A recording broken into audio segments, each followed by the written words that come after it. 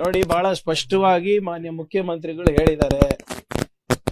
ರೆಕಾರ್ಡ್ಗೋಸ್ಕರ ಅವರು ರಾಜಕೀಯ ಮಾಡ್ತಾ ಇಲ್ಲ, ಜನರ ಸೇವೆಗೋಸ್ಕರ ಮಾಡ್ತಾ ಇದ್ದಾರೆ. ಅವ್ರದಾದಂತ ಒಂದು ಛಾಪನ್ನ ಕರ್ನಾಟಕದ ಇತಿಹಾಸದ ಪುಟದಲ್ಲಿ ಮೂಡಿಸಿ ಅವರಾಗ್ಲೇ ಮಾಡಿದ್ದಾರೆ. ದಾಖಲೆ ಮಟ್ಟದ ಬಜೆಟ್ಗಳನ್ನ ನೀಡಿದ್ದಾರೆ. ಸಾಮಾಜಿಕ ನ್ಯಾಯದ ಪರವಾಗಿ, ಸಂವಿಧಾನದ ಪರವಾಗಿ ಅವರು ಕೆಲಸ ಮಾಡಿದ್ದಾರೆ. ಕಾಂಗ್ರೆಸ್ ಪರವಾಗಿ ದುಡಿದಿದ್ದಾರೆ, ಜನರ ಪರವಾಗಿ ದುಡಿತಾ ಇದ್ದಾರೆ. ಹಾಗಾಗಿ ಅವ್ರು ಹೇಳ್ದಂಗೆ ಪ್ರಶ್ನೆ ಇರೋದು ರೆಕಾರ್ಡ್ದಲ್ಲ, ಪ್ರಶ್ನೆ ಇರೋದು ಎಷ್ಟು ಜನರಿಗೆ ನಾವು ಒಳ್ಳೇದ್ ಮಾಡಿದೀವಿ, ಹೇಗಾಗಿದೆ. ಅವರ ಒಂದು ಅಪಾರವಾದಂತ ಕೊಡುಗೆ ಏನು ನಮ್ಮ ರಾಜ್ಯಕ್ಕಿದೆ, ಅದು ನಾವೆಲ್ಲರೂ ಸ್ಮರಿಸಲೇಬೇಕಾಗ್ತದೆ. ಆಗ್ಲೇ ಮಾನ್ಯ ಮುಖ್ಯಮಂತ್ರಿಗಳು ಅದ್ರ ಬಗ್ಗೆ ಸ್ಪಷ್ಟೀಕರಣ ಕೊಟ್ಟಾದ್ಮೇಲೆ ಯಾಕೆ ಅಷ್ಟು ಅನುಮಾನ ಪಡ್ತೀರಾ? You heard it from the horse's mouth ಅಲ್ಲ, ಬೇರೆಯವ್ರು ಹೇಳಿ ಕೇಳ್ಬೇಕು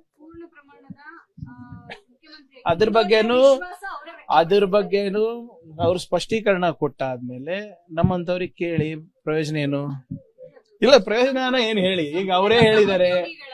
ಹೌದು, ಅದಕ್ಕೆ ನೋಡಿ, ಅವರ ಕೊಡುಗೆ ನಮ್ಮ ರಾಜ್ಯಕ್ಕೆ ಅಪಾರವಾಗಿದೆ. ಹಿಂದುಳಿದ ವರ್ಗದವರಿಗಿರ್ಬೋದು, ಯಾರಿಗೆ ಧ್ವನಿ ಇಲ್ಲ ಅವರಿಗಿರ್ಬೋದು, ಅಪಾರವಾದಂತ ಕೊಡುಗೆ ಇದೆ ನಮ್ಮ ರಾಜ್ಯಕ್ಕೆ.